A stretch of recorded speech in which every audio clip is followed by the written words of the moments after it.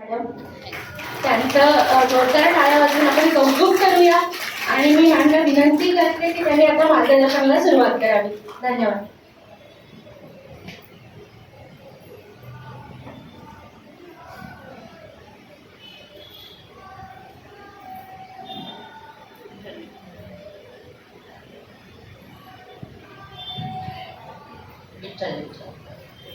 सगळ्यांना आवाज पोचते ना.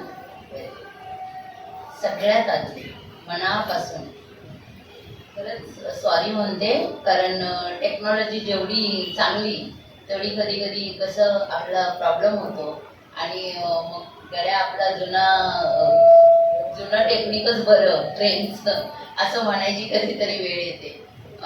असो, मनापासून सॉरी म्हणते, कारण तुम्हाला एवढा वेळ थांबावं लागलं.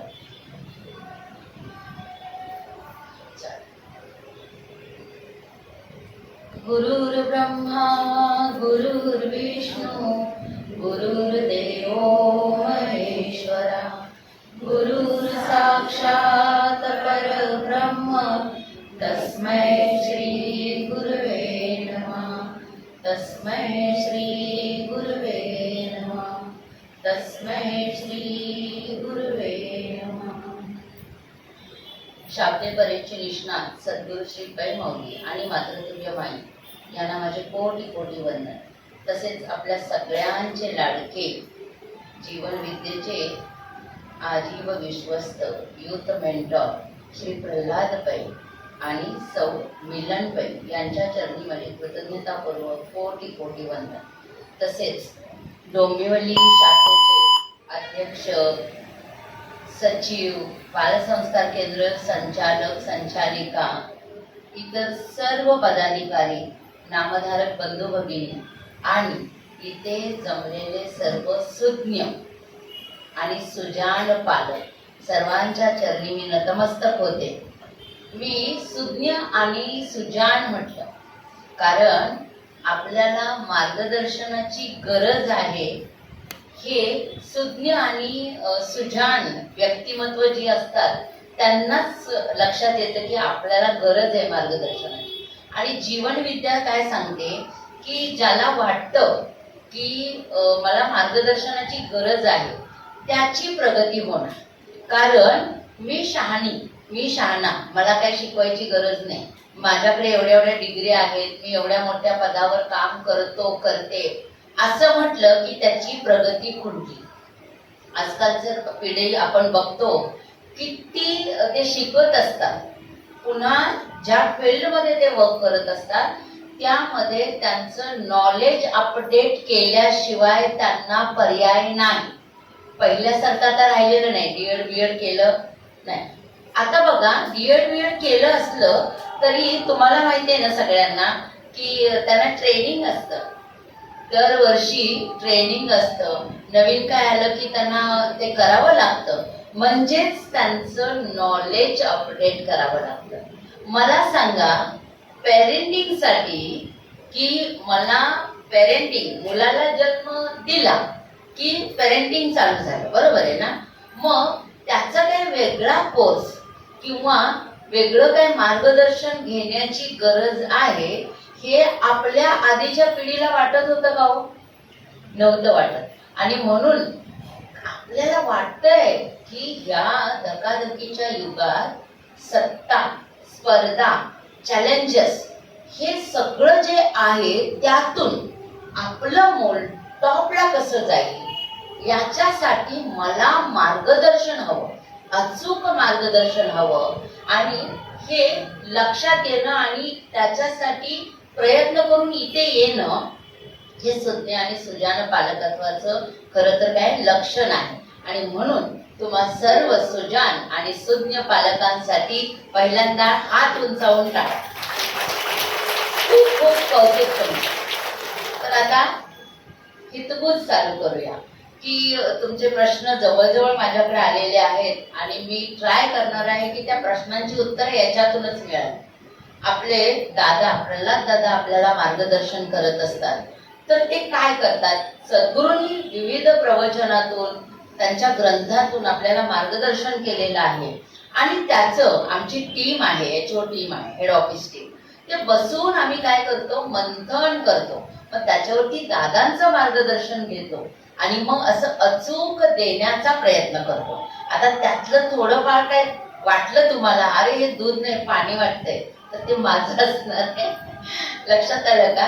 आणि त्याबद्दल मी आत्ताच क्षमा मागते. तर जे दूध आहे ते घेण्याचा प्रयत्न करूया. सद्गुरू काय सांगतात बघा, संस्कार हे 2 प्रकारे होत असतात. एक, जाणून बुजून केले जाणारे संस्कार, जसं की आपण जाणून बुजून मुलांना शिकवत असतो, बरोबर आहे ना. परत क्लास लावतो, शाळेत घालतो, हे जाणून बुजून चांगलं चांगलं शिकवण्यासाठी केलेलं, ते जाणून बुजून केलेले संस्कार. हे होतील नाही होतील. पण जो दुसरा प्रकार आहे तो मात्र नकळत होणारे संस्कार आहेत ना, हे मात्र चपलकपणे, परफेक्टपणे त्या मुलांमध्ये येतात, बसतात, रुजतात. नवे नवे त्यांच्या आचरणातून, उच्चारातून, विचारातून ते झळकत असतात. मग आपण इथे जास्त फोकस करणार आहोत, नकळत होणारे संस्कार. आता हे कसे होतात बरं, नकळतपणे होतात म्हणजे नेमकं काय? सद्गुरू काय सांगतात, मुलाला पहिली संगत कोणाची मिळते? त्याचे आई वडील, आजी आजोबा, आत्या मामा मावशा, म्हणजे नातलग, आणि मग शेजारी वगैरे, जर फ्लॅट संस्कृती नसेल तर, आहे की नाही. मग सद्गुरू काय सांगतायत, त्या मुलाला ज्याची जशी संगत मिळेल तसे ते मूल घडते. ही पहिली गोष्ट. आणि दुसरी गोष्ट खूप इम्पॉर्टंट आहे ती ही की सद्गुरूंनी सांगितलं 0 to 8 वर्षापर्यंत मुलांचं अंतर्मन रिसेप्टिव्ह असतं. मुलांचं अंतर्मन रिसेप्टिव्ह असतं. म्हणजे जे काय आपण बोलतो, चालतो, विचार करतो ते बहिर्मनाद्वारे, आणि ते खूप वेळा करून करून ते अंतर्मनात आपलं जातं. खूप प्रयत्नाने कधीतरी जातं, नाही जातं. पण मुलांचं अंतर्मन रिसेप्टिव्ह आहे. म्हणजे जे काय ते झोपलेलं असो, खेळत असो, बसलेलं असो, त्याचं लक्ष असो नसो, जे काही त्याच्या आजूबाजूला चाललेलं आहे, बोलणं, लक्षात आलं की नाही का, काय असं एक्सप्रेशन, डोळ्यांचे टोन, हे सगळं जसंच्या तसं त्या मुलाच्या अंतर्मनात जात असतं. लक्षात आलं का? आणि जे जे मुलाच्या अंतर्मनात जातं ते त्याच्या व्यक्तिमत्वावरती, त्याच्या जीवनावरती काय करत असतं, ठसा उमटवत असतं. म्हणजे ते त्याच्या जीवनात साकारलं जातं, आकाराला येईल. ओके, आता कसं बघूया. उदाहरणार्थ, आई वडील ज्या भाषेत बोलतात ती भाषा मूल शिकतं. साधं सोपं, बरोबर आहे, सगळ्यांना मान्य आहे की आपण जर घरात पाणी म्हणत असू तर ते मूल पाणीच म्हणणार. बघा, पाणी, मराठीचं पाणी, ते जर पाणी हिंदीवाला म्हणत असो तर ते पाणी म्हणतो. तर आपण म्हणतो का इकडे जीभ लाव, तिकडे जीभ लाव? नाही, मराठीतलं मूल पाणी, पाण्याचं न म्हणतं, आणि हिंदी फॅमिलीमध्ये पाणी म्हणतं. किती म्हणजे आहे ना, का कसं? कारण ते ऐकतं आणि तसं म्हणतं. खरंच अवघड गोष्ट आहे की नाही? म्हणजे पाणी आणि पाणी फरक आहे हिंदी आणि मराठीतला. तीच ख्रिश्चन फॅमिली असेल वॉटर म्हणेल. लक्षात आलं? हे झालं उच्चार, ऐकलेले उच्चार. अशा प्रकारे अनेक अनेक अनेक शब्द आणि त्याबरोबर येणारा टोन.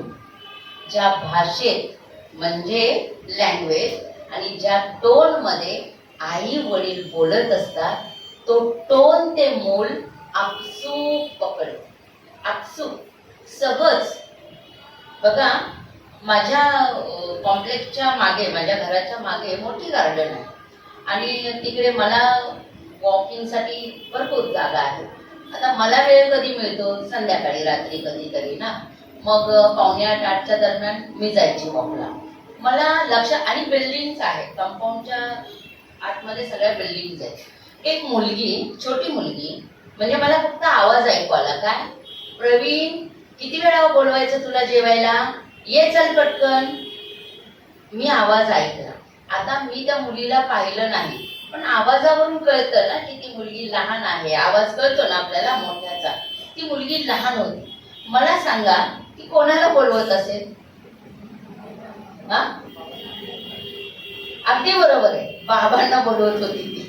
ती तिच्या बाबांना बोलवत होती. प्रवीण, किती वेळा बोलवलं जेवायला, ये पटकन. आणि टोन मी खूप सॉफ्ट वापरला, ह्याच्यापेक्षा थोडासा तिखट वापरला, बरं का. आता मला विचार पडला, म्हणजे मी वॉक करता करता ते ऐकलं की कुठून शिकली, तिला काय क्लास लावला का त्याचा? नाही, तिने आई बाबांना ज्या टोन मध्ये बोलवते त्या टोन मध्ये तिने बोलवते. लक्षात आलं का तुमच्या?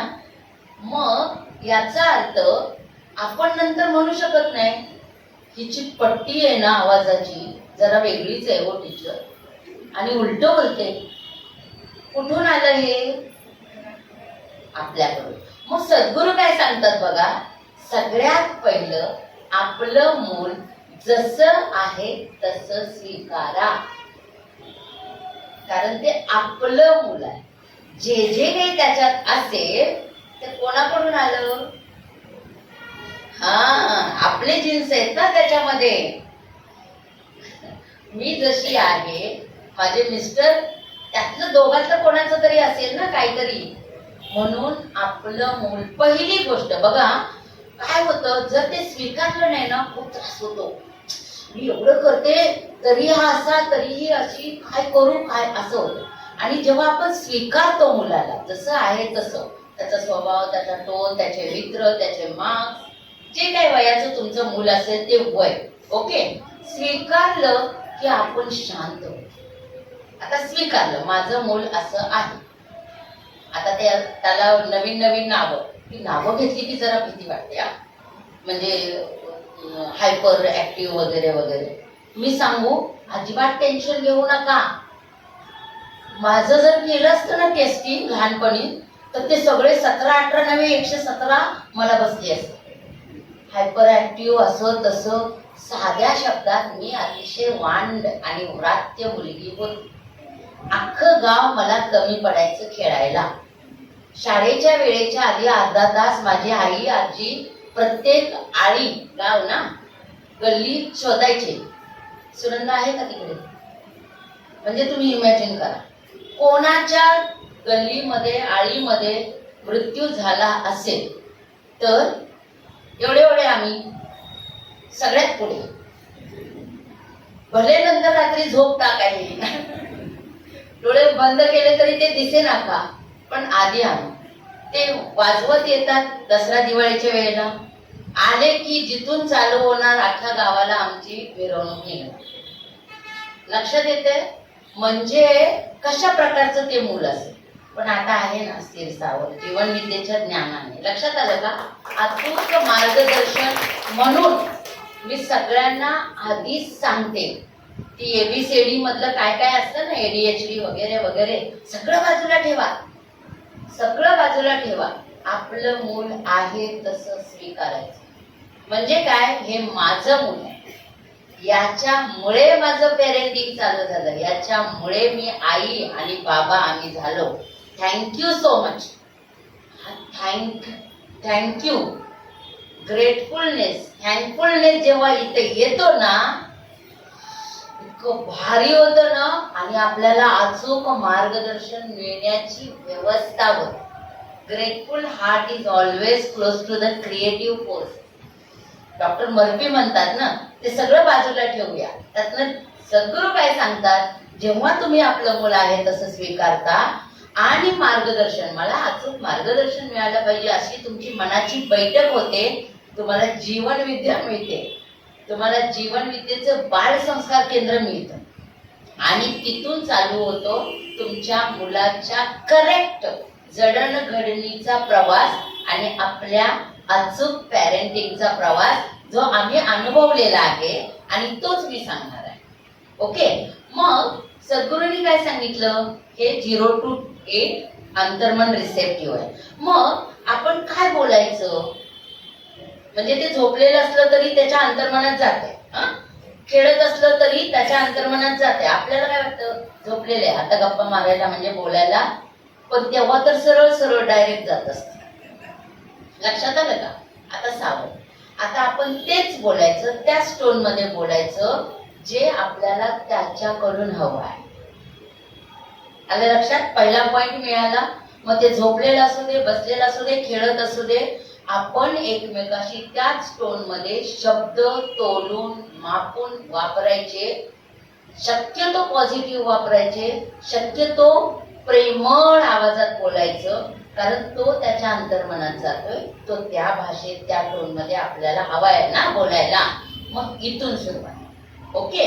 आता हे झालं की परत सद्गुरू सांगतात की आपण भले आपण खूप संस्कार देतोय, शिकवण देतोय. अजून एक गोष्ट खूप इम्पॉर्टंट आहे.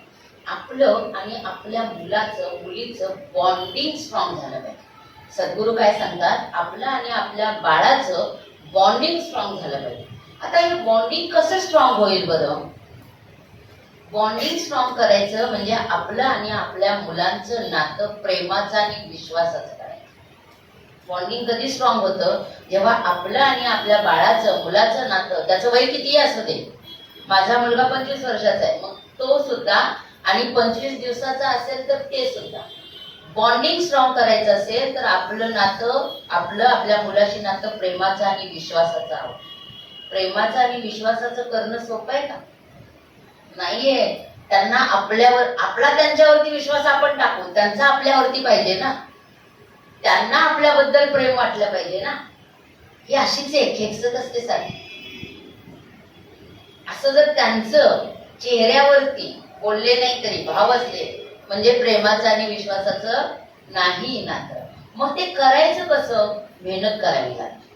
आता ते कसं होतं?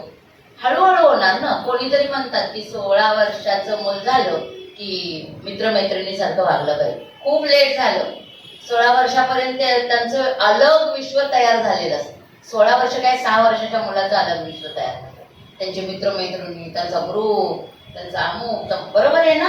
कारण आत्ताची पिढी ही एकदम माहित आहे तुम्हाला किती फास्ट फॉरवर्ड आहे. मग अगदी लहानपणापासून आपलं बॉन्डिंग स्ट्रॉंग करण्यासाठी काय करायचंय?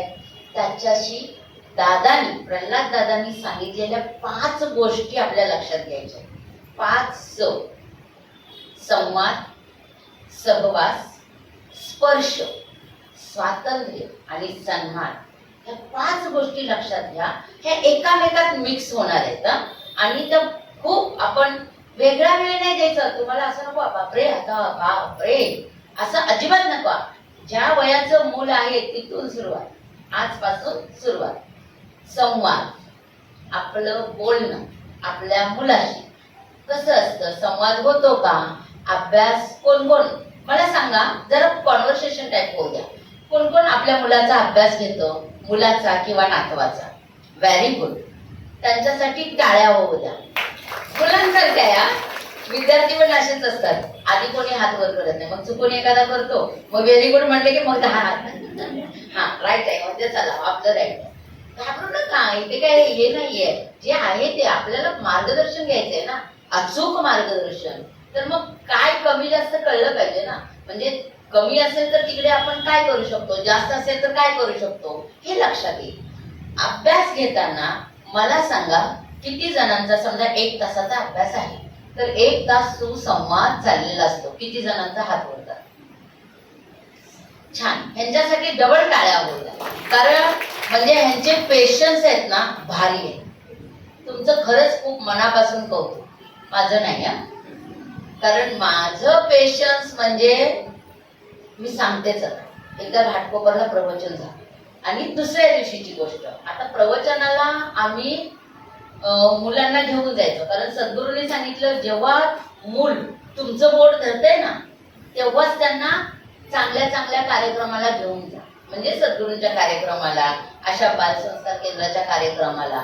म्हणून आम्ही गुरु आज्ञा क्षीरसावंत म्हणून घेऊन जायचो. बरोबर आहे. मग तो बसलेला असायचा, खेळायचा वगैरे नाही, बसलेला असायचा. आणि दुसऱ्याच दिवशी मी माझ्या मुलीला काहीतरी कशावरून तरी ओरडत होते किचनवर. तो हॉलमध्ये गाडी गाडी खेळत होता. वय वर्ष 3.5 ते 4. बरं. आता काय एक शब्द बोलली असेल, खूप ओरडा नाही असं, पण तो लगेच आला की गाडी हातात घेऊन छोटी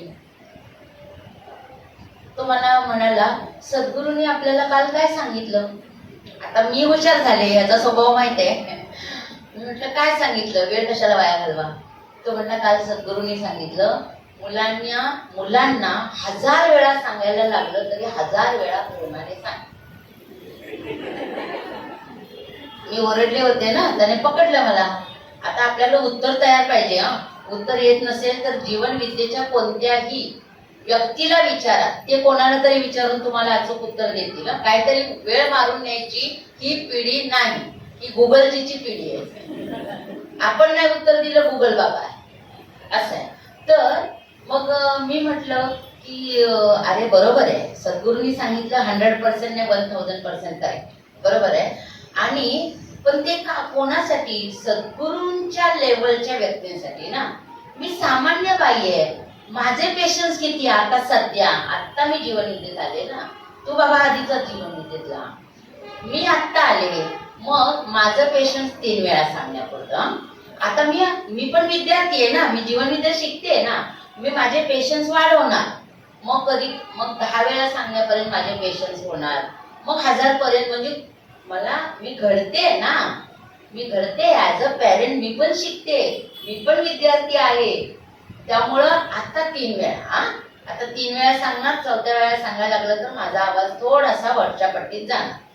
तू समजून घे. आणि शिकत शिकत मी 10 वेळा, मग 15-20 असं करत करत त्या पट्टीला जाणार. आणि खरंच ते त्याला पटलं, बरोबर आहे. आई म्हणजे सद्गुरू नाही, हे साधं कळतंय ना. आता लक्षात येते का तुमच्या? म्हणजे आपली चूक मान्य केली पाहिजे. कधी कधी मुलं करेक्ट सांगतात, आपण सॉरी म्हटलं पाहिजे, सॉरी चुकलं माझं. आणि त्याच्यानंतर मी खूप सावधपणे बोलायला. बघा, मी घडले ऍज अ पॅरेंट, माझ्या मुलांनी मला घडवलं, किती कृतज्ञ राहायला पाहिजे. त्यामुळं हे जर माझ्या वडिलांना सांगितलं असतं तर आधी कानाखाली जाळ, तारे चमकणं वगैरे लिटरली व्हायचं, किंवा एका लातेमध्ये घरातून आणणार फुटबॉल आमचा.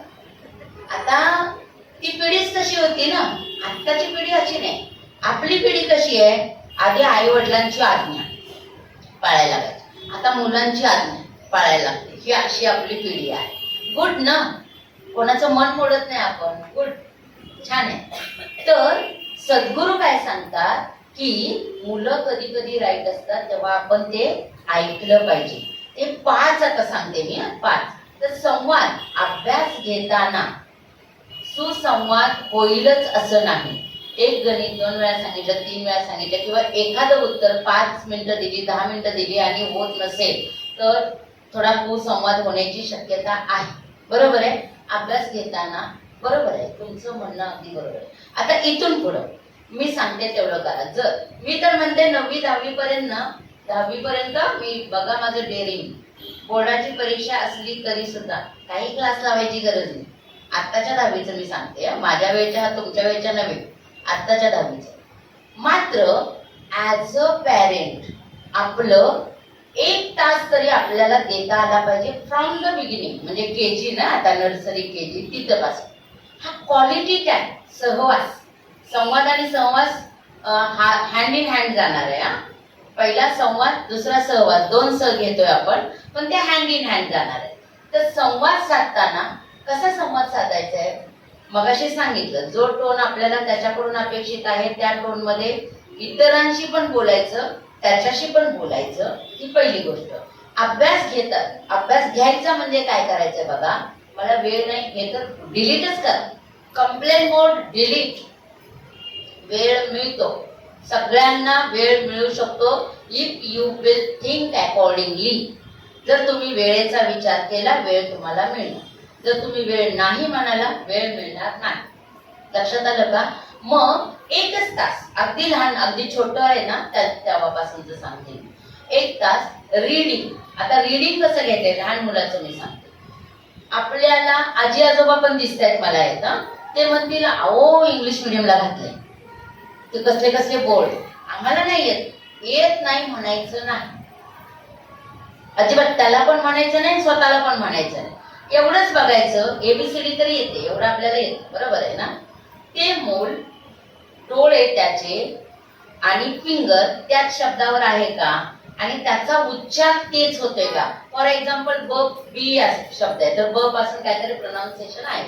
परफेक्ट असण्याची आपल्याला गरज नाही आणि त्याला माहित नाही आपल्याला येतं की नाही. आपण सांगायचं नाही मला येत नाही, मला सगळं येतं, टीचरनी मला फोन करून सांगितलेलं आहे काय अभ्यास घ्यायचा.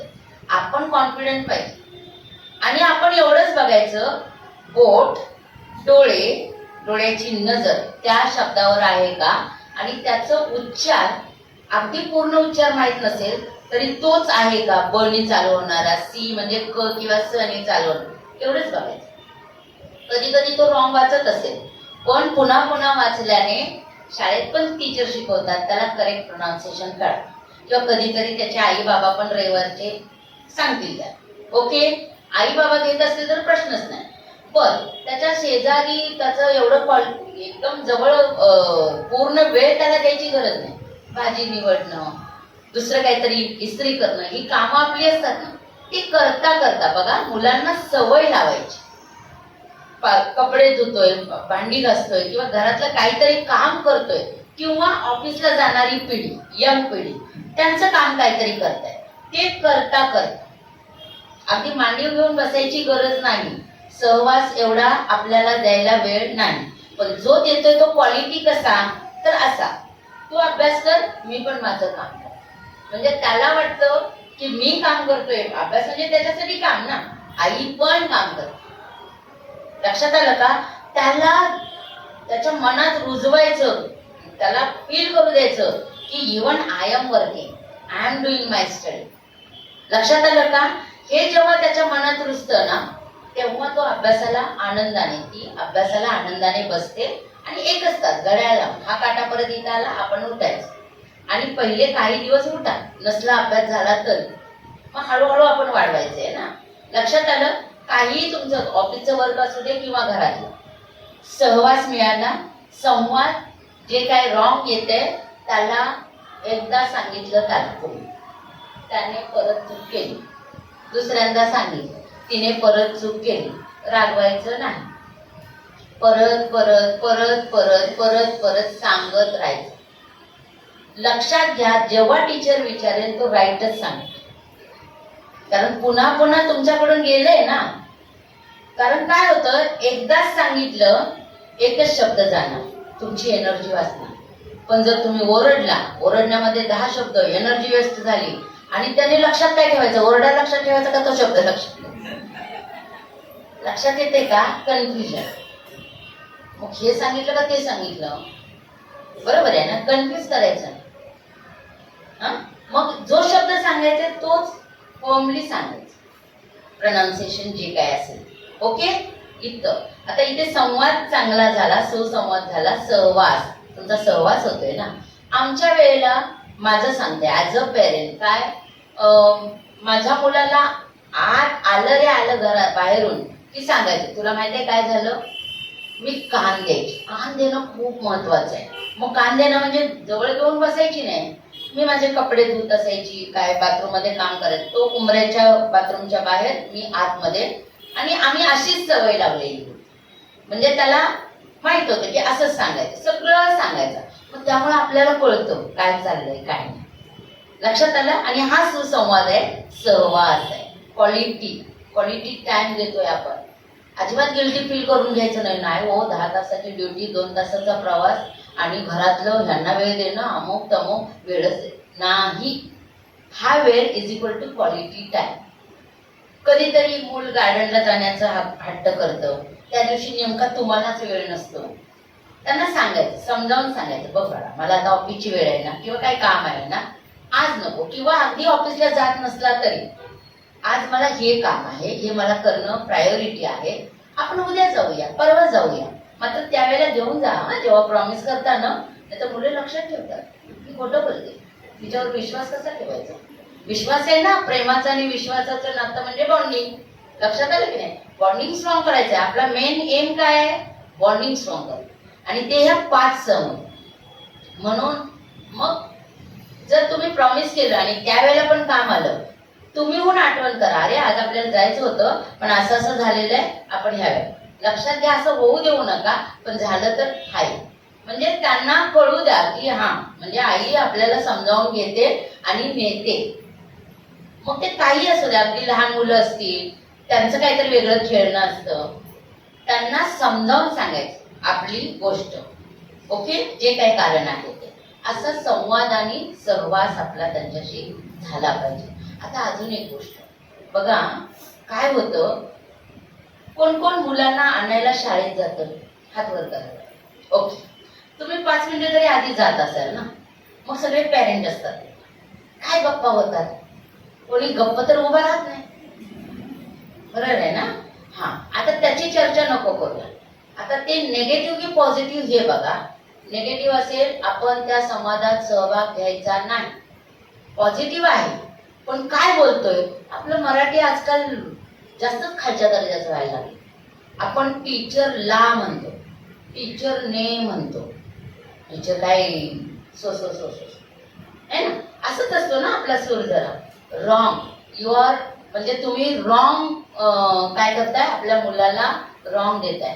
लक्षात घ्या, आपल्या शिक्षकांबद्दल, आपल्या वडीलधाऱ्यांबद्दल, आपल्या सर्व वडीलधाऱ्या नातलगांबद्दल आपल्या मनात रिस्पेक्ट होता की, आणि म्हणून त्यांनी जे जे शिकवलं ते आपल्याकडे आजही आहे, आणि म्हणून आपण यशस्वी आहोत. जे काय आपले ज्या पोस्टला काम करतोय, गृहिणी असेल तरी सुद्धा A1 असणं खूप महत्वाचं ना हो.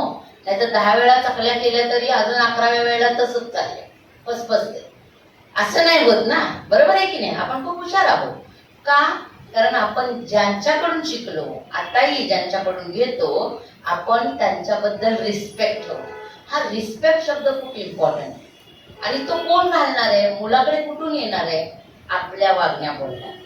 जेव्हा आपण टीचर बद्दल घरात आणि शाळेच्या याच्यावरती गप्पा मारत असतो, बोलत असतो, घरात पण जाता जाता पण टीचरनी काय शिकवलं म्हणतो, टीचर का, जे काही वाक्य असतील ते जर मराठीत बोलत असो तर आरे तुरे अजिबात येऊ देऊ नका. कारण त्याला माहित नाही ना हे राईट की ते राईट. तुम्ही जर आरे तुरे बोलत असाल तर ते मूल पहिलीच येऊन मला हाताला बोलतो, हे बघ ना तो कसा करतोय, मला हे बघ ना ग. मला कळलं की हा ओके, त्याची चूक नाही, त्याच्या घरी त्याने ते ऐकलं. लक्षात आलं का? मग आपण काय करायचं, रिस्पेक्ट मुलाने रिस्पेक्ट मिळवला की काय होतं, त्याचं पिंप खाली, गुरुजनांचं पिंप मोठं वरती, आणि त्या पिंपात असणारे ज्ञान, त्या पाईपलाईन जी होते ना, रिस्पेक्टची पाईपलाईन, त्याच्यातून धड धड धड धड धड धड खाली. लक्षात आलं? फास्ट. पण तुम्ही जर ह्याचा पिंप वरती नेऊन ठेवला, अशी बोलली टीचर, बघतेच उद्या.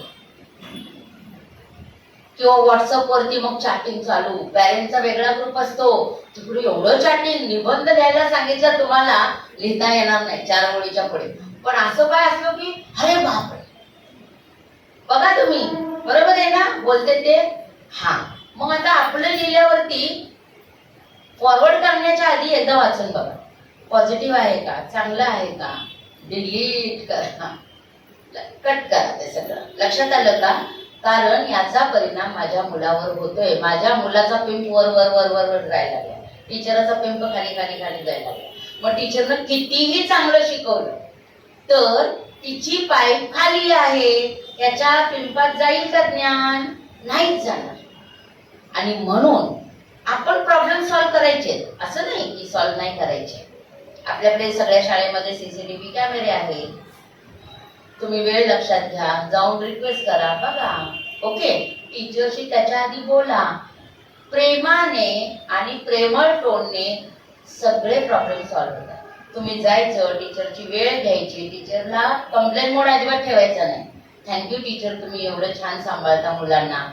आणि मग तुमचं जे काय आहे ते अगदी त्याच्यावरती 1 तास विचार करा, तुम्ही अजून चांगलं कसं सांगू, अजून कसं चांगलं सांगू, आणि बघा तुम्हाला द बेस्ट वे मिळेल आणि तुमचा तो प्रॉब्लेम सॉल्व्ह होईल. लक्षात येते का? मी गॅरंटी देते ऍज अ पॅरेंट आणि ऍज अ टीचर.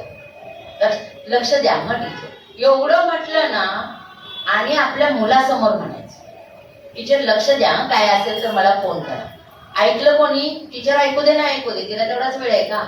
मुलांनी ऐकलं, मुलीने ऐकलं. मुलीने काय ऐकलं? टीचरला मम्मीने सांगितलंय लक्ष द्या आणि फोन करा काय असेल तर, की फोन करेल मी चुकीचं वागलं तर.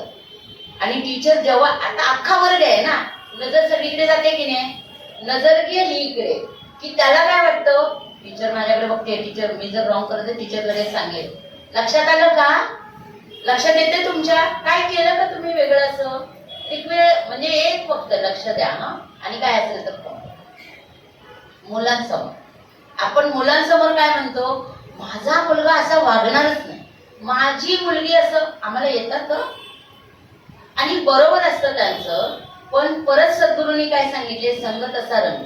एक मूल होतं, नवीन ऍडमिशन आलेलं बरं का, आणि 60 ते 62 मुलांचा वर्ग तो, आणि सगळे आत्ताची मुलं ती, बरोबर आहे, आत्ताच्या पालकांची मुलं बरं का, सगळे ओव्हर कॉन्फिडंट असं, म्हणजे त्यांना जागेवरती बसायचं माहित नाही, डिसिप्लिनसाठी माहित नाही. ओके, अशी मुलं.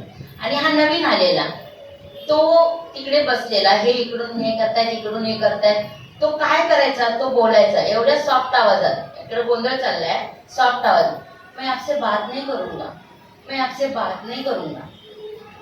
का तसा बोलतोय? काय रॉंग झालं तर घरात असे बोलत असतील एवढ्या सॉफ्ट टोन मध्ये, आणि तेवढं त्यांना इनफ असेल सरळ व्हायला त्या मुलगाला. लक्षात आलं की नाही? आता बघा, तोच मुलगा 15 दिवस गेले, 1 महिना गेला, बाकीच्याचं ऐकून शब्द आणि जे काय बरोबर आहे ना ते करायला लागला. मग असंच एकदा एका मुलाला मारल्यावरती मी कॅलेंडरमध्ये रिमार्क दिला, डिमेरिट दिलं. त्यांच्या पालकांचं एवढं मोठं लेटर व्हॉट्सअपवरती आणि ह्याच्यावरती पण आलं, माझं एज्युकेशन आहे एवढं एवढं, मी एवढ्या एवढ्या पोस्टला काम करतो, माझी बायकोचं एज्युकेशन एवढं एवढं, माझी बायको ह्या पोस्टला काम करते, आमचं मूल असं वागणारच नाही. मी त्यांना परत message, come tomorrow and go to principal's office and kindly check CCTV camera from 8:15 to काय असेल ते केले, कारण त्यांना कॉन्फिडंट ना, बघितलं प्रश्न सॉल्व. लक्षात आलं की नाही? आता खूप सोपं झालं, आम्ही पण शांत राहतो आणि सांगतो, कारण जे झालेलं असतं तेच ना, त्यांनी पाहिलं. आता मला इथे काय सांगायचं आहे, संग तसा रंग खूप महत्वाचा आहे. कारण मूल शाळेतही असतं, शाळेत बाकीची मुलं वेगवेगळ्या वातावरणात आलेली असतात, मग काय मुलाला शाळेतच नाही घालायचं का? पण आपलं पारडं जड कसं होईल हे पाहायचं. संवाद आणि सहवासातून अजून एक संवाद साधायचा आहे. मला किती वेळ आहे सांगा, कारण मला वेळ सांगा फक्त. नाही, मला वेळ सांगा आता, किती वेळ मी बोलायचं? 20 मिनिटं, खूपच कमी वेळ आहे. तुम्ही सांगा मला किती वेळ बोललो मी? किती चालेल? ओके, तुम्ही हात वर केला की आपण थांबायचंय. आता मला इथे काय सांगायचं, खूप इम्पॉर्टंट आहे. काय सांगत होते मी? हा, संगत असा रंग, बरोबर आहे की नाही?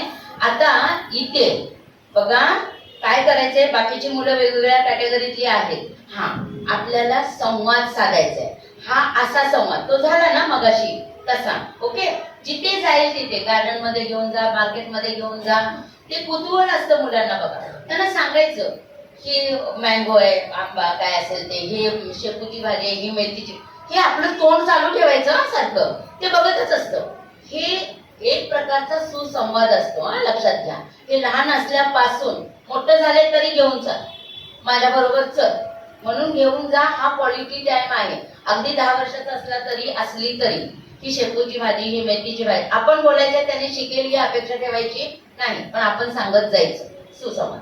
आता हे झालं डायरेक्ट संवाद. इनडायरेक्ट संवाद, दररोज रात्री झोप, हे खूप इम्पॉर्टंट आहे. इनडायरेक्ट असतं ते खूप important.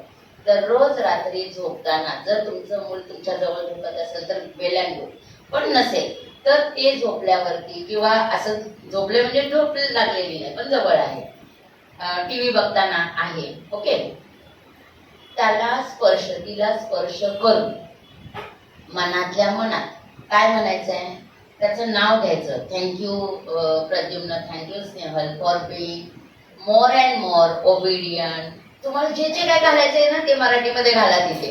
Genius, loving, caring, obedient, studious, म्हणजे काय हे थँक्यू प्रद्युम्न, कशासाठी? तू खूप हुशार आहेस, तू खूप केअरिंग आणि शेअरिंग करणार आहेस, तू खूप आज्ञाधारक आहे, तू खूप अभ्यासू आहेस, तू टॉपला जाण्यासाठी अचूक अभ्यास करतो. जे काही तुम्हाला बोलायचंय मुलांसाठी, हवंय तुमच्या मुलांसाठी, ते बोलत राहा. हे काय झालं? हा, हे इनडायरेक्ट संवाद झाला आणि खूप मनापासून बोलतो. हे खूप इफेक्टिव्ह आहे. हे आम्ही केलेलं आहे. जेव्हा प्रद्युम्नची कराटेची कॉम्पिटिशन असायची ना, तो वेळ झाली की झोपायचा ना, मग मी होते, तुला उद्या गोल्ड मेडलच मिळणार आहे, तू छान परफॉर्मन्स देणार आहे आणि सर्वांचा परफॉर्मन्स चांगला होणार आहे, सर्वांच्या मुलांना गोल्ड मेडलच मिळणार आहे. जेव्हा आपल्याला डाऊट असतो ना, तर असं पण म्हणू शकतो, कारण आपल्याला दिसतं स्टुडियस, बरोबर आहे ना. सर्वांची मुलं, तू सर्वांसारखा, सर्व मुलांसारखा स्टुडियस आहे, तू सर्व मुलांसारखा, असं मी हे म्हणायची की सगळ्या मुलांना गोल्ड मेडल मिळणार आहे, तुला तर मिळणारच. हे तो झोपल्यावरती असं नेक्स्ट डेला येणारच गोल्ड मेडल. लक्षात आलं? 14व्या वर्षी इंटरनॅशनल कराटेमध्ये तो गोल्ड मेडल मलेशियावरून घेऊन आला, एकटा गेला मलेशियाला. लक्षात आलं? हे हळूहळू आपल्याला त्याच्यात रुजवायचंय, संवादातून, सहवासातून. त्यांना वाटलं पाहिजे की मी घरातला इम्पॉर्टंट मेंबर आहे. मग त्यांचं ऐकायचं म्हणजे काय ऐकायचंय? साध्या साध्या गोष्टी असतात. हा टेबल इथं लावूया का इथं लावूया, तो कुठेतरी सांगेल ना एका ठिकाणी, लावूया ना. कुठे आपल्या घरी नरेंद्र मोदी येणार आहेत बघायला, हे रॉंग क्लिक केलंय म्हणून, बरोबर आहे ना. काही दिवस त्याच्या मनाने हा सोफा इथं लावूया का तिथं लावूया, आणि करायचं. आपल्याला पण बरं वाटतं, करून बघा. अगदी फ्रीज सुद्धा, ड्रॉइंग रूम मधला तिकडे किचन मधला तो इकडे तिकडे गेला तर काय फरक पडतोय? काही फरक पडत नाही. लक्षात आलं का? आमची मुलं कधी म्हटली ना इथे नको इथे ठेवा, आम्ही ठेवायचं. लक्षात घ्या, असं केल्याने त्यांना वाटतं मी घरातला इम्पॉर्टंट पर्सन आहे, माझं घरात ऐकलं जातं आणि ही माझी आहे, आई वडील माझे आहे. उद्या त्यांच्यावरती कोणती वेळ आली किंवा ते येऊन तुम्हाला सांगतात शाळेत काय घडलेलं, जर सांगत नसतील तर लगेच अभ्यासाचं विचारायचं नाही. रिसर्च मध्ये काय काय केलं, पीटीचा पिरियड होता, टाइम टेबल तुम्हाला माहिती आहे, काय काय केलं. मग हळूहळू हळूहळू मग अभ्यास होतो. मग टीव्ही पाहत असतील तर थोडा वेळ टीव्हीला द्यायचा. मोबाईल मोठं आहे ना, रॉंग गोष्ट की जी नको व्हायला, त्यांना सांगायचं तुम्ही किती वेळ, आपल्याला आधी हे करा, किती वेळ मोबाईल घेतो, आणि जेव्हा घेतो तेव्हा त्यांना सांगा आता माझं हे ऑफिसचं काम आहे किंवा मला आता मेसेज करणं खूप गरजेचं आहे, हे टाइम लावं माझं किती बघ, आणि मला सांग मला 3च मिनिटं पाहिजेत, 3 मिनिटात माझं काम होईल, त्याच्यापेक्षा जास्त गेले मला रिमाइंड कर. लक्षात येते का? आपण त्याला सांगतो रिमाइंड करायला, आणि आपण तेवढं करून आपल्याला बाजूला होता येतं, बरोबर आहे ना. जर आपण असं केलं ना, आणि मग आपण त्याला सांगू शकतो अर्धा तासाचा. लक्षात आलं का? आणि मग अर्ध्या तासानंतर तो म्हणतो 5 मिनिट द्यायची, डिस्काउंट घ्यायचा नाही. आता मी तुझं ऐकलं की नाही, आता तू माझं ऐक, आता अभ्यास. लक्षात येते? गोड बोलून जेवढं होईल तेवढं गोड बोलून जेवढं कराल, आपलं वार्धक्य रिस्पेक्टफुली, पीसफुली जाणार याची गॅरंटी आताच. रिस्पेक्ट आणि पीस दोन्ही महत्वाचे. नाहीतर आता जर तुम्ही दर ओढत शाळेत नेत असेल तर म्हातारपणी दवाखान्यात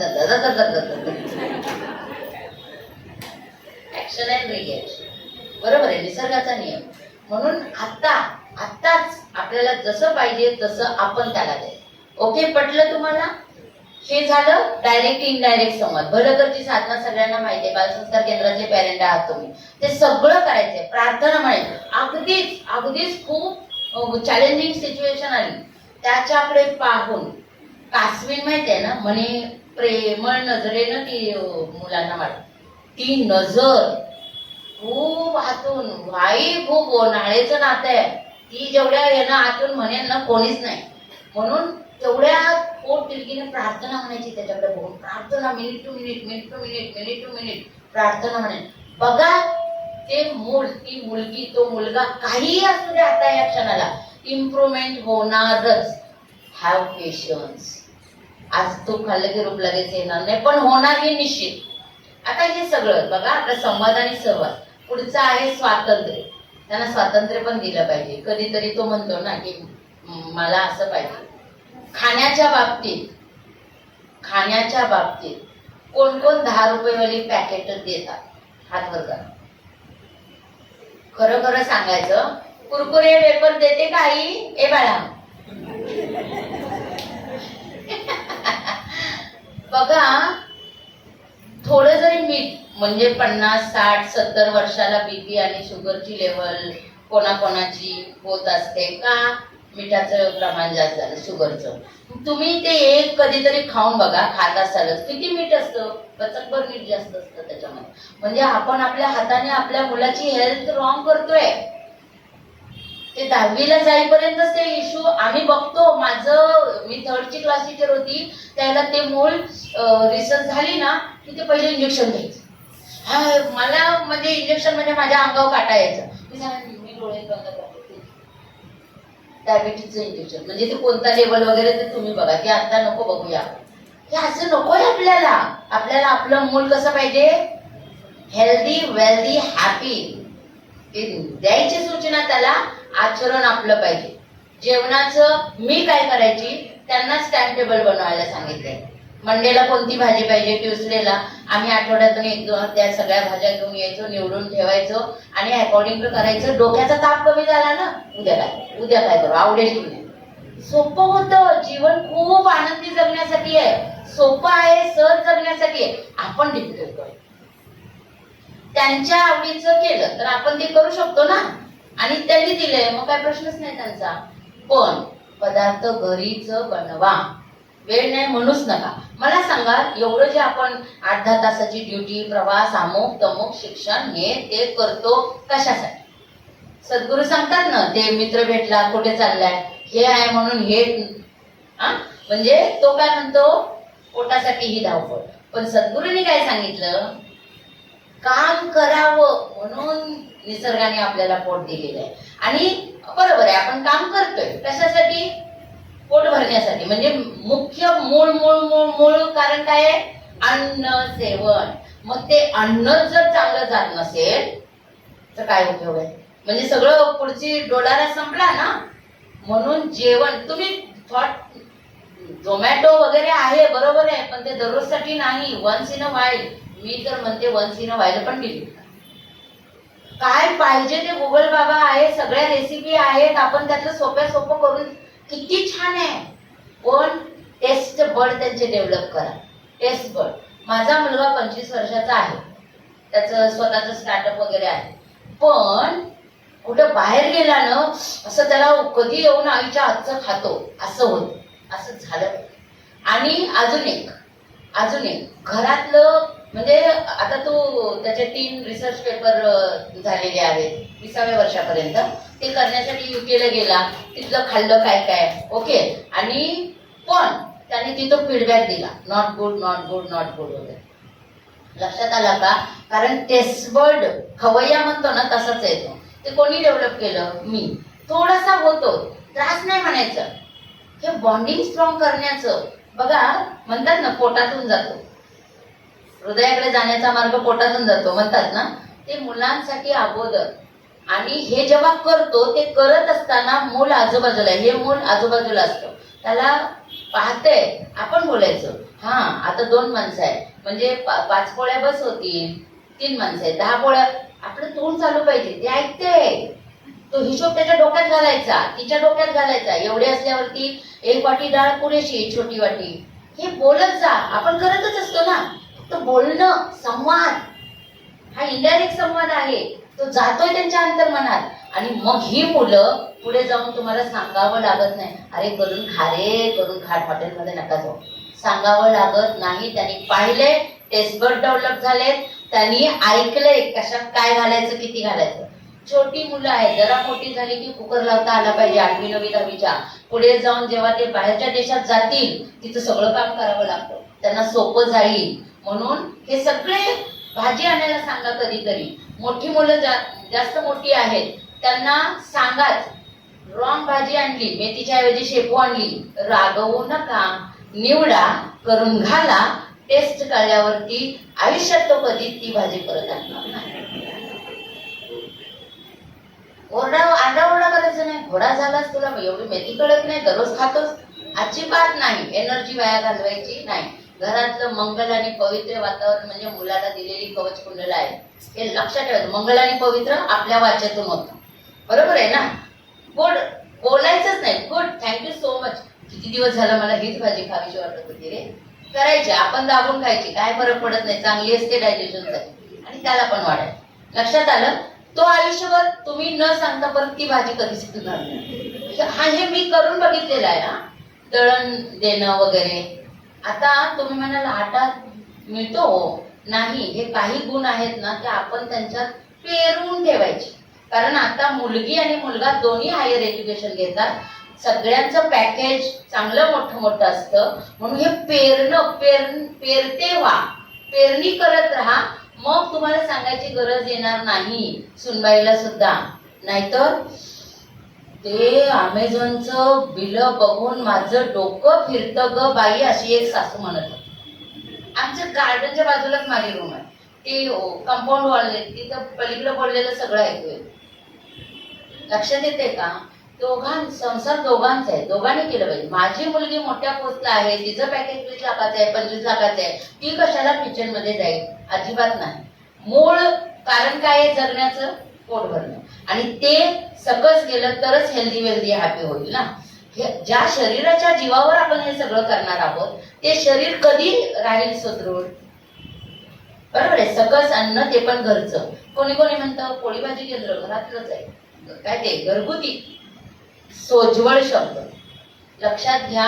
कधीतरी वन्स इन अ वाईल ठीक आहे, पण आपल्या ब्लड मध्ये करून खाण्याची आपण काय करायची आहे, संस्कार रुजवायचा आहे.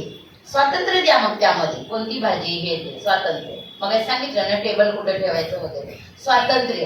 किती अभ्यास करायचाय तुला, ओके. अर्धा तास करायचंय, कर. 1 तास खेळायचंय, ओके. स्वातंत्र्य. पण दरवेळेला तुझंच खरं असं नाही. तिकडे आपला थोडासा कधी तुझं खरं कधी माझं खरं. झालं. सन्मान. कधी कधी बघा, मी मगाशी म्हटलं ना, कधी आपण रॉंग असतो, सॉरी चुकलं माझं. आणि त्याला कारण पण सांगायचं. त्याला वॉच ठेवायला सांग. तो ते मोठा सन्मान असतो त्यांच्यासाठी, की मी घेते मोबाईल हातात, ह्या कामासाठी घेतलाय, पण कधी कधी मी वाहत जाते रे, मला सांग तू. 2-3 मिनिटांनी लगेच सांग, आई झालं का तुझं ते काम. हे खूप मोठं अस्त्र आहे. हा, हे अस्त्र आणि शस्त्र आहे. त्यांना वॉच ठेवायला सांग. मग ते सांगतात आणि परत हळूहळू व्हाईस वर्सा होणार हे त्यांना माहिती आहे. आणि आपण केलं तर त्यांना वाईट वाटत नाही. अभ्यासाचं वातावरण तयार करण्यासाठी आपण अभ्यास करणं खूप महत्वाचं आहे. आता तुम्ही म्हणाल आम्ही कसा अभ्यास करायचा. घ्या हो जीवनविद्येचा एखादा ग्रंथ वाचा. माझा प्रद्युम्न 10वीला होता त्यावेळेला मी MA त्यावेळेला पण होते इन इंग्लिश, परत हिंदी सब्जेक्ट घेतला आणि MA ला ऍडमिशन घेतलं. मग विचार करा की टार्गेटची ड्युटी ते सगळं पण केलं, झालं. कशासाठी. जर आई 1-2 वाजेपर्यंत अभ्यास करते तर मला केलाच पाहिजे हाताच्या. त्याला कधीही सांगावं लागलं नाही अभ्यास कर, कारण तो लहानपणापासून बघत होता. आई वया पुस्तकात आहे, बहीण वया पुस्तकात आहे, त्याचे वडील LIC GIC ऍडवायझर पेपर मध्येच आहेत. म्हणजे हे करणं is a part of life. हे त्याला आमच्या आचरणातून गेलं. लक्षात येते का. जसं खावं लागतं, आंघोळ करावी लागते, ब्रश करावा लागतो, is a part of life ना. तसं हे पुस्तकं घेऊन बसणं is a part of life. हे त्याला ऑटोमॅटिकली नकळत संस्कार झाले आणि त्यामुळे त्याला सांगावं लागलं नाही अभ्यास कर म्हणून. लक्षात येते का. आता पहिला सन्मान कसा द्यायचा आहे त्याला. आधुनिक फोनवरती बोलताना मुलांबद्दल बोललंच जातं, कसं काय चाललाय अभ्यास, खूप छान, न सांगता अभ्यास करतो, न सांगता अभ्यास करते, मोबाईल ठराविक वेळ लावून थोडा वेळच घेते, हे आपण बोलायचं आहे.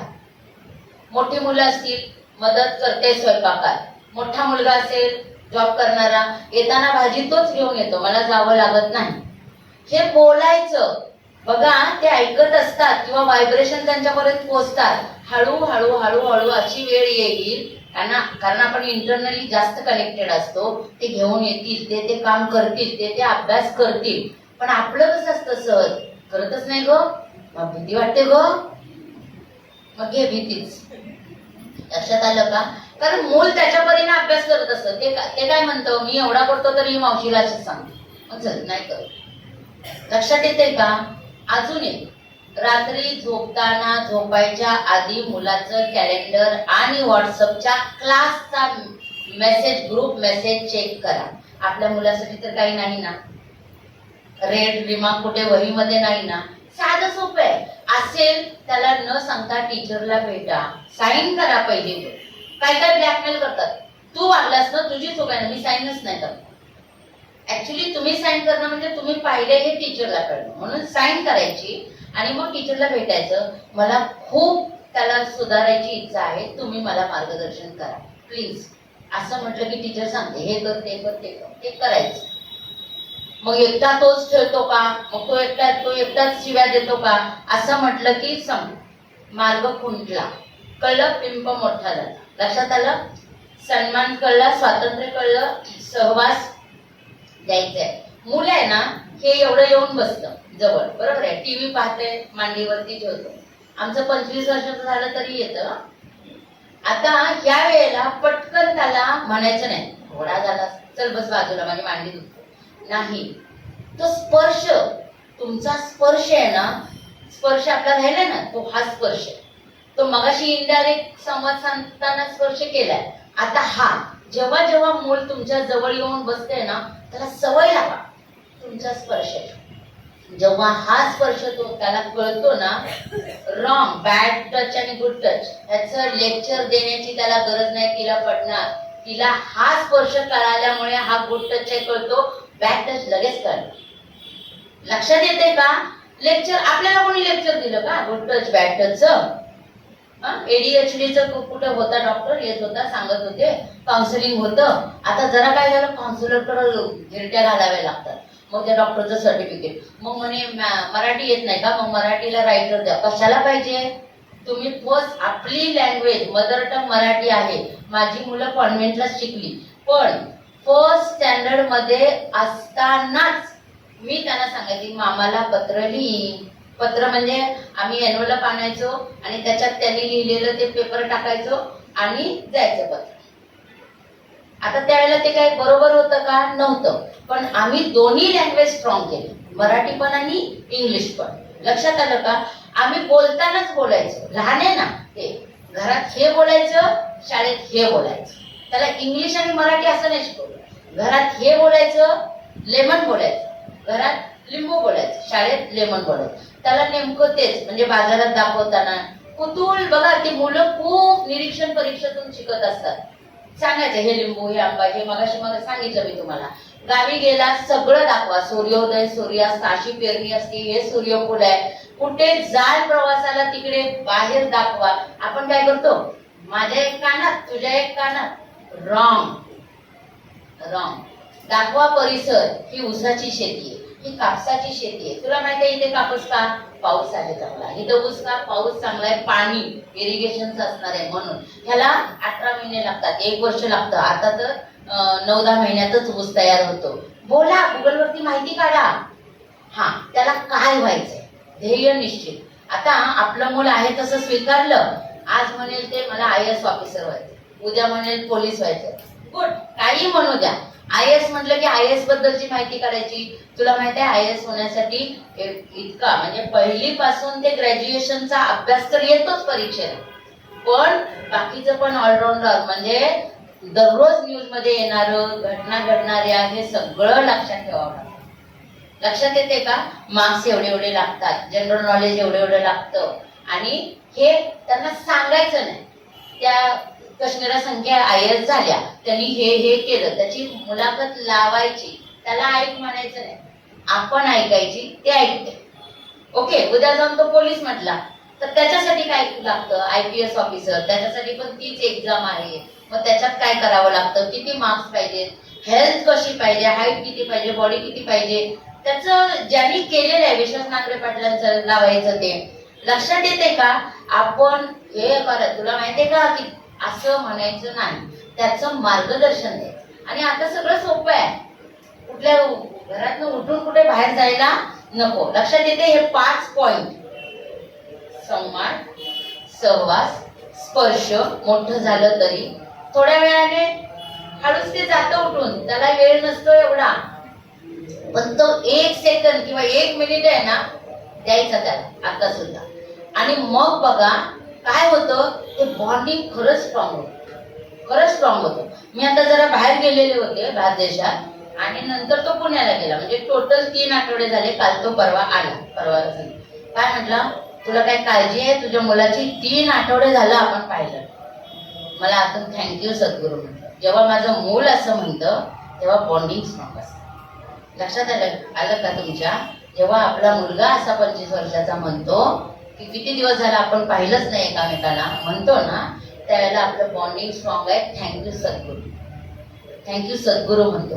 माझी मुलगी डेलॉइटमध्ये कामाला आहे, IT मध्ये. तिचं सांगायचं तर तिला लहानपणापासून आम्ही म्हणजे पाळण्यात होती तेव्हापासून doctor doctor doctor doctor doctor. 10वीला खूप चांगले मार्क मिळाले.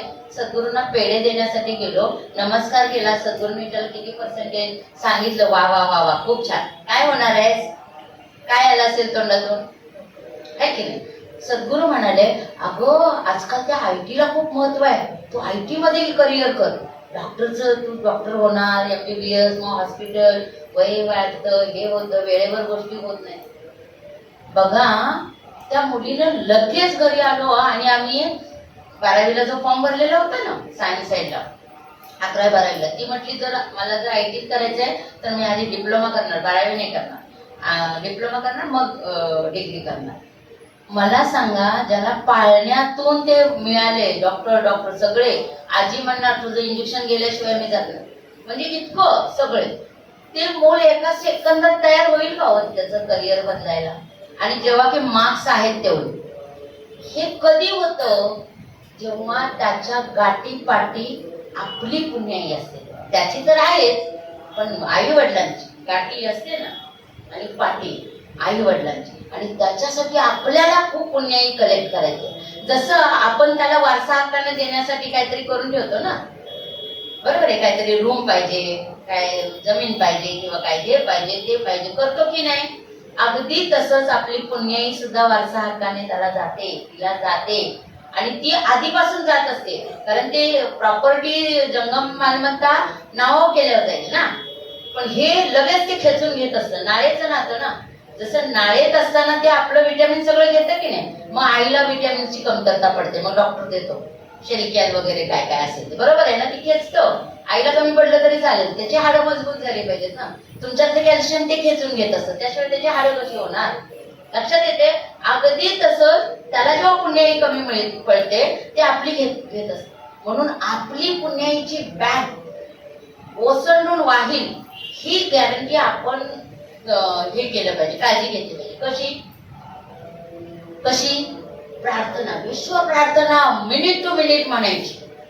काम करताना घरातलं म्हणा, मध्ये वेळ असतो तेव्हा म्हणा, आंघोळ करताना म्हणा, रात्री झोपताना अर्धा तास म्हणाच म्हटलंय मी. मोबाईल बाजूला ठेवा. मोबाईलने सगळं तुमचं हे होतंय. मोबाईल कामापुरता घ्या, नो प्रॉब्लेम. आणि मुलाला वॉच ठेवायला, मुलीला वॉच ठेवायला सांगा. मी ह्या कामासाठी घेतलं, मला 3 मिनिटाच्या पुढे गेले ना मला सांगा. आणि खरंच आहे हे, आपण एका कामासाठी मोबाईल उघडतो आणि ते राहता बाजूला, तिसरंच आपण बघत बसतो आणि तो मेसेज टाकतच नाही, जो ज्याच्यासाठी मोबाईल घेतलाय किंवा फोनसाठी मोबाईल घेतलाय. बरोबर आहे ना? येतो का अनुभव तुम्हाला? अगदी बरोबर. म्हणून झोपायच्या आधी अर्धा तास सगळ्यांनी मिळून प्रार्थना म्हणायची. जेवताना एक तरी जेवण टुगेदर होऊ द्या. जेवताना हा काय म्हणायचं, प्रथा ठेवा तुमच्याकडे. काय? एकमेकाला थँक्यू म्हणण्याची. आपण होऊन गप्पा मारा. माझ्या ऑफिसमध्ये काय झालेलं नसतं आपणच सांगायचं, किंवा ऑफिसमध्ये नाही तरी शेजारी मार्केटमध्ये सांगायचं, मैत्रीण भेटली, तिला सांगितलं तिचा नातू असा असा, खूप छान. मग त्याने काय केलं, त्याने मार्गदर्शन घेतलं. त्याचे मार्क्स आधी नव्हते, मला माहिती आहे, मी 5वीत असताना त्याला पाहिलं 45% होते. मग आता 95% कसे? अरे तो बालसंस्कार केंद्रात जात होता ना, मग तिथल्या टीचरनी त्याचे 5-5% दर एक्झामला वाढवले. म्हणजे कसे वाढवले? तर तिने ते फॉर्म्युला सांगितलं, 3R फॉर्म्युला सांगितला, अजून कोणते फॉर्म्युले आहेत, मग त्याप्रमाणे त्याने अभ्यास केला. आणि अरे लिटरली 45%वरून तो आज 95%वरती आहे. 10वीला 95% मार्क मिळाले त्याच्या. आता आपण कोणाला सांगतोय? मुलाला नाही, मुलीला नाही, आपल्या पार्टनर.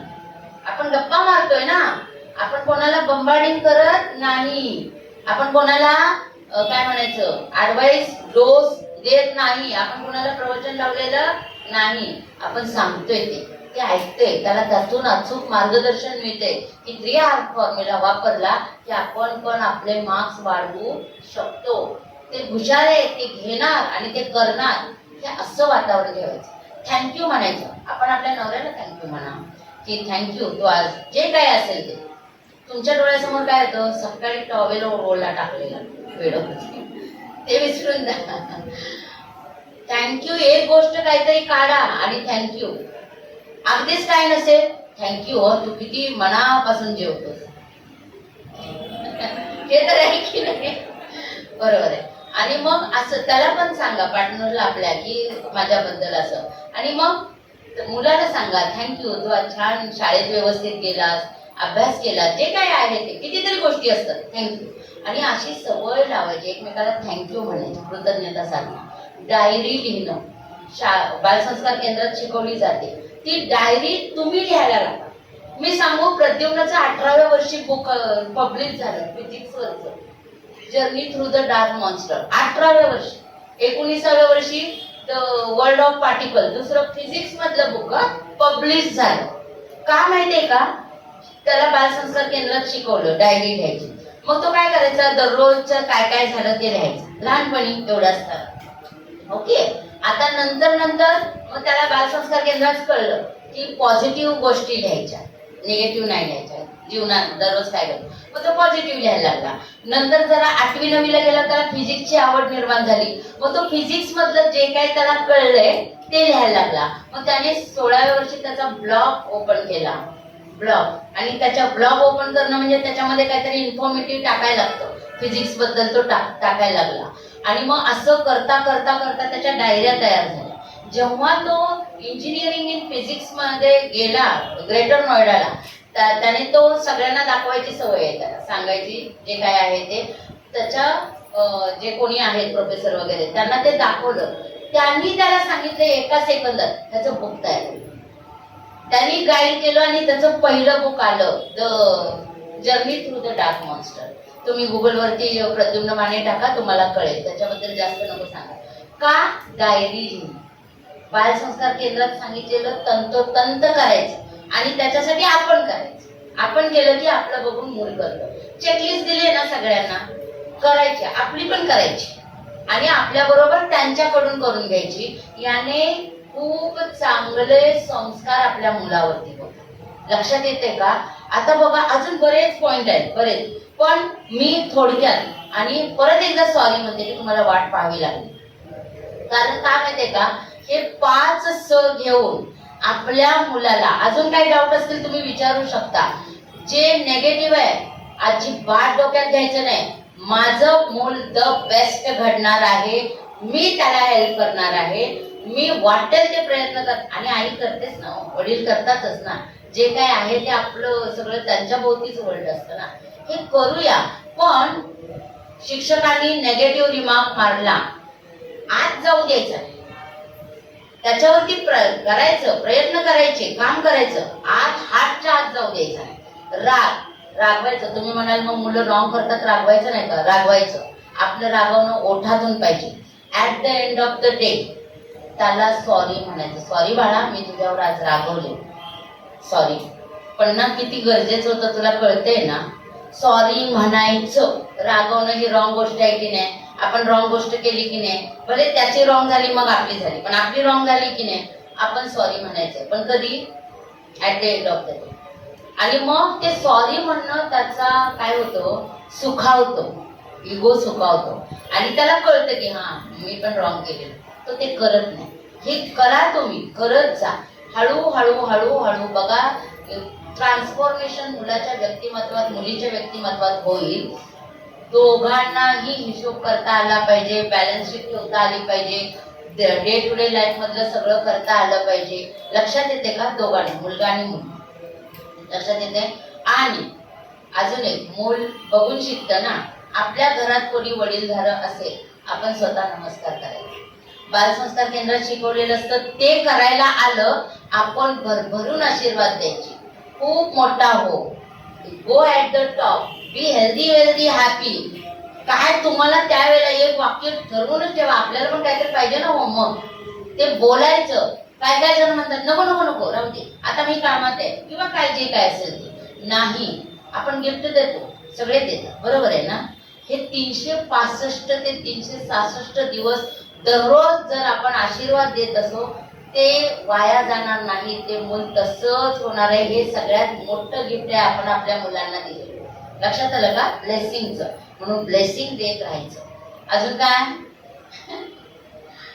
हे सगळं करून, हे आम्ही ऍज अ टीचर पण मी तुम्हाला सांगितलं काय करायचंय ते अभ्यास घेताना, आणि ऍज अ मदर काय करायचंय, ऍज अ फादर काय करायचंय, दोघांनी मुलाला घडवायचंय. कितीतरी पेरेंट आता आमच्या बालसंस्कार केंद्र कमिटीमध्ये आहेत, तरुण आहेत, मुलं दोघं मिळून सांभाळतात. आणि तुम्ही जेव्हा विचार करता ना, जसा विचार तसा जीवनाला आकार, तुम्हाला तशी संधी मिळते. तेव्हा माझी मुलगी प्रेग्नंट होती आणि ती आता 3 वर्षाची आहे, तिची मुलगी, तिला वर्क फ्रॉम होम मिळालं डेलॉइट मधनं. म्हणजे कसं, मी म्हटलं तू विचार ठेव की मला वर्क फ्रॉम होम मिळालं पाहिजे, माझ्या बाळाला माझा सहवास मिळाला पाहिजे, कारण आमचा नाही मिळाला ना तितकासा वर्किंग असल्यामुळे. लक्षात आलं? तर मग म्हणजे विचार करून विचार करायचा. मी काय विचार करते लक्षात घ्यायचं, तो राईट आहे का माझ्यासाठी, माझ्या बाळाच्या फ्युचरसाठी. Delete it, think about it, वाक्य तयार करा कसा विचार. लक्षात आलं का? आणि मग बघा, वेळ मिळतो, अचूक मार्गदर्शन मिळतं, मूल आपलं तसं घडतं. आम्ही तशी घडवलेली आहेत. आणि म्हणून जीवनविद्या आणि सद्गुरूंच्या आशीर्वादाने, दादांच्या मार्गदर्शनाने तुमची ही मुलं घडणार आहेत, ही जीवनविद्या गॅरंटी देते. आणि तशी सगळ्यांची मुलं घडावीत, टॉपला जावीत, आणि आपल्या भारताचं नाव उज्ज्वल व्हावं, तुमचं आई वडील म्हणून नाव उज्ज्वल व्हावं, आणि जीवनविद्येच्या बालसंस्कार केंद्राची मुलं म्हणून जीवनविद्येचं नाव उज्ज्वल व्हावं, अशी सद्गुरूचरणी प्रार्थना करते. इथंच थांबते. थँक्यू. जय सद्गुरू, जय जीवनविद्या. डोंबिवली शाखेने मला इथे पालकांची हितगुज साधण्याची संधी दिली, त्याबद्दल डोंबिवली शाखा आणि सर्व पदाधिकारी, सर्व बालसंस्कार केंद्राचे संचालक, संचालिका, कमिटी, पेरेंट, स्टुडंट आणि सर्व नामधारक बंधू भगिनी यांची कृतज्ञता व्यक्त करते.